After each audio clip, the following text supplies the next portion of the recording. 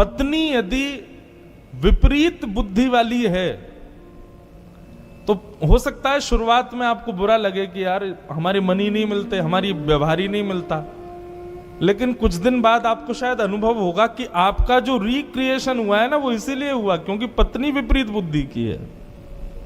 अच्छा, इसका एक उदाहरण दें। गोस्वामी तुलसीदास जी महाराज, जिन्होंने मानस की रचना की, वो पहले ब्याह नहीं कर रहे थे, लेकिन वो कथा इतनी अच्छी करते थे कि एक ब्राह्मण उनसे कथा में रीझ गया और पीछे पड़ गया, मेरी बेटी से ब्याह करो, मेरी बेटी से ब्याह करो। गोस्वामी जी बोले, भैया हमको ब्याह के चक्कर में नहीं पड़ना, हमको कथा वथा में ही रहने दो, बस ठीक है। इतने में ही महाराज देवादिदेव महादेव प्रकट हो गए और प्रकट होकर के गोस्वामी जी को कहा कि तुमको उस ब्राह्मण की बेटी से ब्याह करना है, उसी से तुम्हारा मंगल होगा। गोस्वामी जी बोले, जब महादेव कह रहे हैं तो इसका मतलब है निश्चित मेरा मंगल ही होगा। गोस्वामी जी ने जैसे ही ब्याह किया, ब्याह के बाद गोस्वामी जी की बुद्धि बदल गई। कैसी हो गई? राम जी की जगह पत्नी में ही आसक्त हो गए। अब तो 24 घंटा उसी को निहारना, उसी को देखना। कथा कहीं होती तो बस यूं रहता, कब पूरी हो मैं जाऊं और अपनी पत्नी से मिलूं। इतना प्रेम अपनी पत्नी से करते। लेकिन बंधुओं, शास्त्र आज्ञा करता है अति सर्वत्र वर्जयेत, अति हर चीज की बुरी होती है। पहले तो अच्छा लगता था गोस्वामी जी की पत्नी को, बाद में उसको चिढ़ होने लगी। बोले 24 घंटा मुझे ही देखते रहते हैं, इनको बस मैं ही चाहिए। एक दिन छोड़ छाड़ के मायके चली गई। रात्रि में सोए थे गोस्वामी जी, उठ करके देखा तो देखा पत्नी है नहीं। व्याकुल हो गए, विरह कातर हो गए, रोने लगे, कहां चली गई। ढूंढते ढूंढते ढूंढते समझ गए जरूर मायके गई होगी अपने। यह भी विचार नहीं किया कि सामने यमुना नदी इतनी गहरी है, इसको पार कैसे करूंगा। कूद गए उसमें, क्योंकि पल्ली पारी ससुराल थे। शव बहता हुआ आया, यह भी विचार नहीं किया कि मरा हुआ शव है, इसका सम्मान करूं। उसी को नाव बना के बह गए। जैसे तैसे गिरते पड़ते अपने ससुराल पहुंचे। पत्नी से जाके बोले, तुम मुझे छोड़ के क्यों आ गई। गोस्वामी जी की दीन अवस्था देख करके पत्नी को दया नहीं आई, क्रोध आया। बोले, आप प्रेम करते हो मुझसे? बहुत प्रेम करता हूं। अरे मुझसे प्रेम नहीं करते हो, इस हाड़ मांस के पुतले से प्रेम करते हो आप।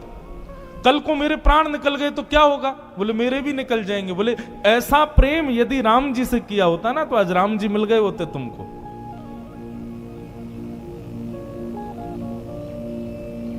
जब दुत्कारा पत्नी ने, गोस्वामी जी के नेत्र एक क्षण के लिए बंद हो गए। उन्होंने अपनी संपूर्ण स्थिति को देखा।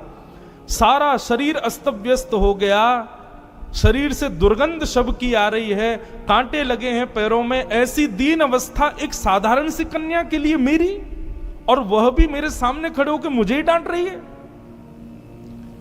निश्चित है कि यह अवस्था यदि राम जी के लिए हुई होती, इतना व्याकुल, इतनी तड़प राम जी से मिलने के लिए हुई होती, तो निश्चित राम जी मिल गए होते।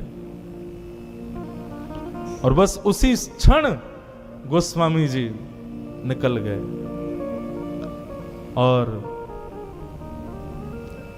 चित्रकूट के घाट पर भई संतन की भीड़, तुलसीदास चंदन घिसे, तिलक तिलक करें रघुवीर। राम जी से मिले। अब यहां पर प्रश्न यह उठता है कि महादेव ने प्रकट होकर क्यों कहा कि तुम ब्याह करो। हम लोग जन्म पत्री मिलवाते हैं, ब्राह्मणों से पूछते हैं कि भाई लाला हमारे बेटा के लिए, बेटी के लिए अच्छा वर वधू होना चाहिए। आप निश्चित एक बात मानिएगा, जन्म पत्री के बाद बेटी लड़का लड़की की बनेगी और उनका जीवन अच्छा चलेगा तो समझो ये सामान्य बात है।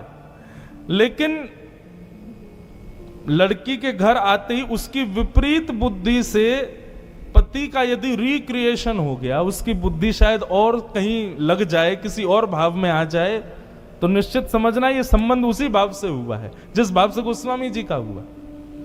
महादेव ने क्यों कहा कि तुम ब्याह करो? क्योंकि महादेव जानते थे जब तक पत्नी की डांट नहीं पड़ेगी तब तक ये राम जी से मिलने के लिए लालायित होगा ही नहीं। इसलिए महादेव प्रकट हुए। एक गांव में एक तत्ववेत्ता रहता था, तत्व चिंतक। उनकी पत्नी बड़ी खतरनाक थी, मारती थी उनको, गांव के सामने पीट देती थी कभी कभी तो, लेकिन वो तत्ववेत्ता थे, सब उनका सम्मान करते थे। एक गांव का बालक, उसका पूरा परिवार उसके पीछे पड़ा था, ब्याह कर लो, ब्याह कर लो, ब्याह कर लो। तो उसने बहुत मना किया, अंत में जाके उसने कहा कि ऐसा क्या बहाना लगाऊं कि मेरा ब्याह ही ना हो। तो उसने कह दिया यदि वो तत्ववेत्ता बोल देंगे कि ब्याह कर लो तो मैं कर लूंगा, क्योंकि उसको लगा वो कभी नहीं बोल सकते। उनकी पत्नी इतनी खतरनाक है, वो सबको यही राय देंगे कि भाई तुम भी ब्याह मत करो। गांव के सब लोग गए तत्ववेत्ता के पास, जाके बोले हमारा बेटा ब्याह नहीं कर रहा, कह रहा आप कहोगे तो करूंगा। बेटे ने कहा कहिए भगवान मुझे ब्याह करना चाहिए कि नहीं। बोले बिल्कुल कर लो, अभी कर लो, इसी वक्त कर लो। बालक बोला आप कैसे कह सकते हो, आप तो खुद दूध के जले हो, छाछ फूंक फूंक के पीनी चाहिए और दूसरों को भी बोलना चाहिए ऐसा ही कि फूंक फूंक के पियो, जल ना जाओ, लेकिन आप तो मुझे खुद जलाने के लिए ही आज्ञा दे रहे हो। आप कह रहे हो ब्याह कर लूं, अरे नहीं आप जैसी पत्नी मेरी आ गई तो तत्ववेत्ता बोले देखो तुम्हारे मन के अनुरूप पत्नी आ गई तो बढ़िया, खुशी खुशी जीना, और यदि विपरीत बुद्धि वाली पत्नी आ गई तो एक की जगह दो तत्ववेत्ता हो जाएंगे एक ही गांव में, तुम भी तत्व चिंतक बन जाओगे। मैं तत्व चिंतक बना हूं किस लिए, क्योंकि मेरी पत्नी विपरीत है। एक बार कनाडा में कथा कर रहा था मैं, तो वहां एक माता जी आई, माता जी तो नहीं थी, थोड़ी युवाई थी, लेकिन ब्याह नया ही हुआ था उनका। बोली महाराज जी मैंने इतने सोमवार व्रत किए, मैंने शंकर जी को इतना दूध चढ़ाया, इतना ये किया, ब्राह्मणों ने जो बताया मैंने सब किया, मेरे पति बिल्कुल विपरीत मिले मुझे। मैंने कहा मां, मैंने उनको भी यही कथा सुनाई। मैंने कहा देखो पति यदि मन के अनुकूल मिल गया होता तो पूरा मन पति में ही लग जाता, पति मन के अनुकूल नहीं है इसलिए आप कथा में बैठी हो आज। अनुकूल मिल जाएगा तो पूरा मन उसी को दे दोगे, प्रतिकूल मिला तो जितना थोड़ा बहुत मन बचा था वो ठाकुर जी को दे रहे हो ना। इसलिए प्रतिकूल मिले तो कृपा, अनुकूल मिले तो कृपा, प्रतिकूल मिले तो ज्यादा कृपा। इसलिए प्रसन्न रहो भैया, होई सोई जो राम रचे राखा। ठाकुर जी ने सबका रचा हुआ है, जिसका जैसे जहां जैसे होना है होगा।